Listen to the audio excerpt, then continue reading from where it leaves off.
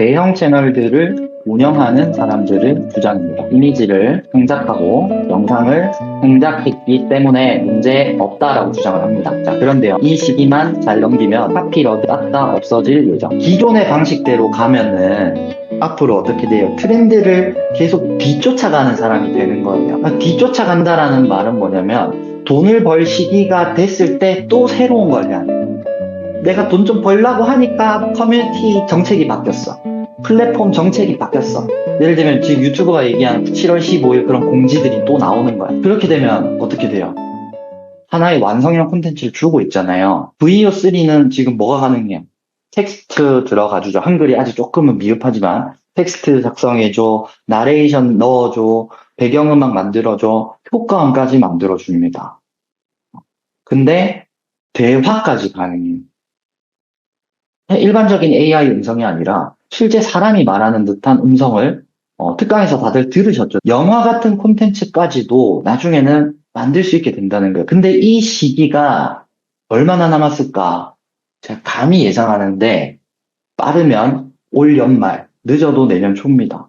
자, 그러면 그 시점이 왔을 때는 너도 나도 AI를 통해 가지고 영상을 컨텐츠를 만들어낼 건데 그때 가서 내가 기획 배우면 늦겠죠, 대표님들? 열심히 배운 기술이 이런 프로그램들이 나와버리게 되면은 시간 낭비, 돈 낭비가 된다는 겁니다. 그래서 계속 기획을 제가 강조를 했던 거고 이미 동화책이나 광고 영상 만드는 거 있죠? 요거는 나왔어요, 이미. 데이븐 AI를 해가지고 만화 만들어주는 거, 쇼츠 만들어주는 거, 동화책, 아마존 광고 만들어주는 거, 커머셜 생성기, 유튜브 쇼츠, 영화 제작기 다 있습니다. 근데 퀄리티가 아직은 그렇게 좋지는 않습니다만 이런 사람들이 추구하는 게 뭐냐 이걸 생각해 보시라는 거예요. 이 사람들 뭐 하는 사람들이에요? 이 플랫폼 이용해가지고 돈 버는 사람들이잖아. 그럼 그 플랫폼을 만들 때 어떻게 만드는 거예요?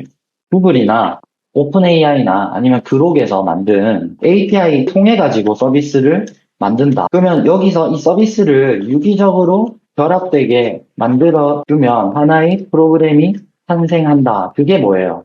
젠스파크 아니면 지금 보고 있는 데이브. 요런 프로그램들이란 말이에요. 여기다 더하기 VO3가 기능이 결합되면 어떻게 돼요? 단순히 이미지 넘어가는 쇼츠가 아니라 하나의 완전한 쇼츠를 만들 수 있게 된다는 겁니다. 근데 그 쇼츠의 어떤 스토리나 전개 과정은 AI가 추론을 하는 모델이기 때문에 사람들이 좋아하는 컨텐츠가 아니라 이미 많이 깔려있는 컨텐츠를 가져와서 만들어주기 때문에 양산형이라고 표현을 하는 거고요. 자, 구글이 7월 15일 유튜브에 양산형, 반복, 대량 생산, 콘텐츠 제재한다. 라고 지금 떠돌고 있어요. 두 가지 의견으로 나뉘어요. 조심스러운 말입니다만은 어디까지나 제 사견인 겁니다. 외부의 어떤 아이디어나 결론이나 문서를 본 게 아니에요. 제 사견입니다. 1번은요, 쇼츠 강의를 판매하는 사람들의 주장입니다. 2번은요, 대형 채널들을 운영하는 사람들의 주장입니다. 이미지를 생작하고 영상을 생작했기 때문에 문제 없다라고 주장을 합니다.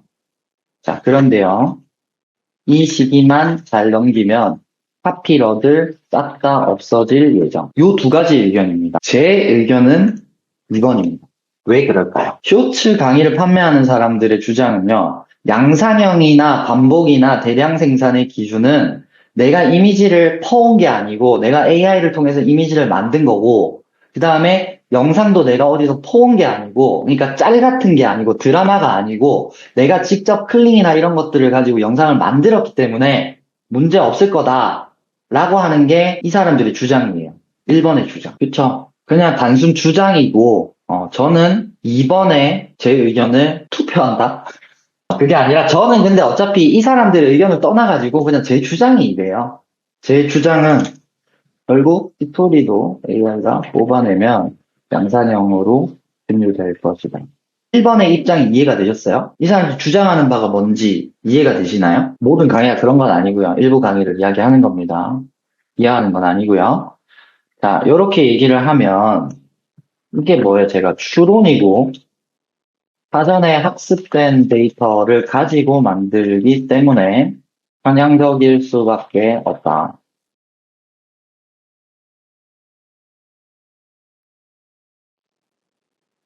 라는 거예요. 2번 유형에 따르면은 결국 AI가 학습된 데이터에 의해서 생성되는 내용들이기 때문에 알고리즘은 구분할 수 있다. 각자가 바라보는 시선이 다른 겁니다. 이 사람들은 이미지를 만들었고 영상을 내가 만든 건데 그게 왜 카피냐 이거고요.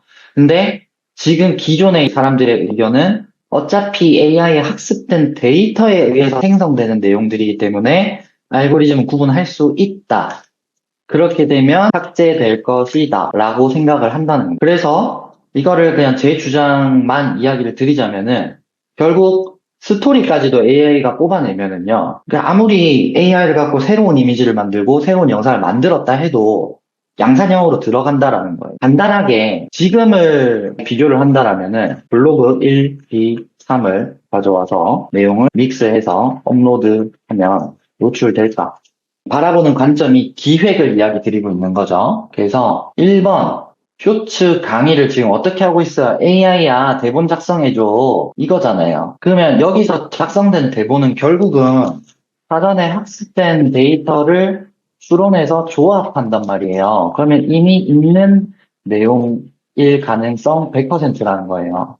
다른 사람이 한 거랑 대표님이 한 거랑 겹치는 이유는 결국은 사전에 학습된 데이터를 추론해가지고 조합을 하는 애인데 얘가 창작을 하는 애가 아닌데 어떻게 새로운 걸 만드냐는 거예요. 근데 이미 있는 내용일 가능성이 100%예요. 그렇기 때문에 스토리를 AI가 뽑아내는 순간 양산형으로 무조건 100% 분류된다.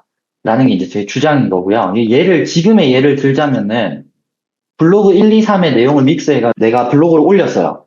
그럼 노출이 돼요, 안 돼요? 노출이라는 건 상위 노출을 이야기하는 겁니다. 이제 AI한테 대입을 해볼게요. 홍길동과 박민수와 김미현이가 AI를 사용을 했어요. AI야, 대본 만들어줘. 그래서 1번 유형, 2번 유형, 3번 유형을 만들었어요. 자, 그래 퀄리티를 봤더니 1번이 1등, 3번이 2등, 2번이 3등이에요. 그래가지고 길동이는 1번을 썼고요. 민수랑 미연이는 3번을 쓴 거예요. 그러면은 다음에는 예를 들어 분리가 나타나가지고 AI야 대본 만들어줘 라고 했어요. 그러면은 2번은 안 나와요. 1번하고 3번만 가지고 이제 추론을 하는 거예요. 그러면은 1번 더하기 3번이 믹스돼서 나왔겠죠. 그럼 둘리가 이걸 가져다 썼어요. 그러면 이거랑 다를 게 뭐냐는 거예요. 이해되시나요? 그러니까 윤 대표님 4번 또는 5번을 추가하려면 내가 해야 된다는 거예요. 대표님, 사람이 써도 인터넷에서 자료 수집하시죠. 하지만 그 자료를 타이핑 칠 때 안아까 또는 그랬는데요, 그랬어요, 그리고요 이런 것들이 바뀌잖아요. 근데 AI는 그런 것들을 바꿀 능력이 없다는 거예요. 그리고 그 주제에 다른 주제를 끼워 넣는 능력이 없다는 겁니다. 조합만 할 뿐인 거예요. 이미 내 데이터 범위 내에서. AI 쓸 때 보면은요, 리서치 가능한 모델이 있고, 불가능한 모델이 있죠. 이 차이점이 뭘까요? 리서치가 가능한 모델은요, 제가 개발자가 아니니까 정확한 표현이 맞는지는 모르겠지만은, 이해를 돕기 위해 좀 비교 설명을 해 드릴게요. 리서치가 가능한 모델은요, 자료를 조합하고 날려버려. 근데 이 불가능한 모델은요, 추론을 많이 해서 근사값을 찾는다. 라는 겁니다. 즉, 최신성은 있으나 조합력이 떨어진다. 라고 볼 수 있는 거고요. 불가능한 모델은 최신성이 없는 대신 조합력은 높아진다. 라는 겁니다. 그러면 우리가 지금 할 수 있는 건 사실 리서치 가능한 모델을 통해서 새로운 콘텐츠를 생산, 요 방법이잖아요. 그럼 이게 떨어진다니까. 조합이 불가능하죠. 근데 이 리서치 가능한 내용을 리서치 1 더하기 리서치 2 해가지고 내 생각 A를 만들어내는 거예요. 그럼 이 A를 만든 걸 가지고 챗봇에다가 A, B, C 유형을 참고해서 스크립트를 만들어줘 라고 했으면 새로운 콘텐츠가 나타난다. 근데 문제가 뭐예요? 이 새로운 콘텐츠도 AI가 학습했기 때문에 추후에 다른 사람들의 콘텐츠에 반영될 확률이 높다.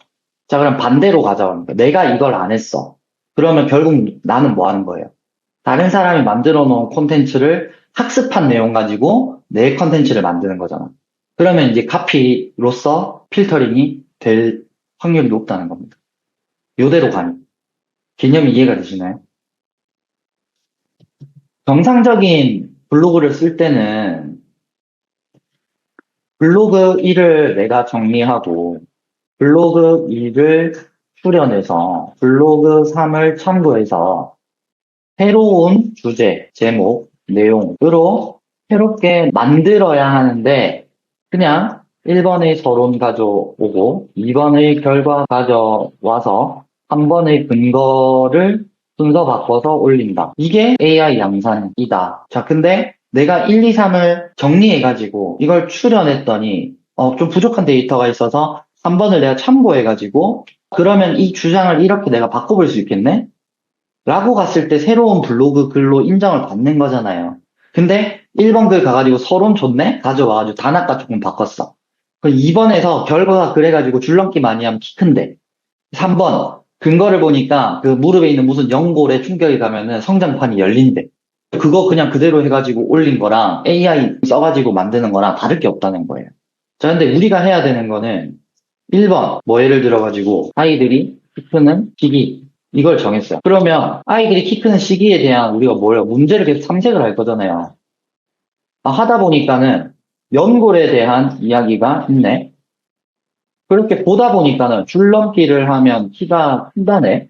자, 그럼 뭐 해줘요? 이제 여기서 우리는 뭐 할 거예요?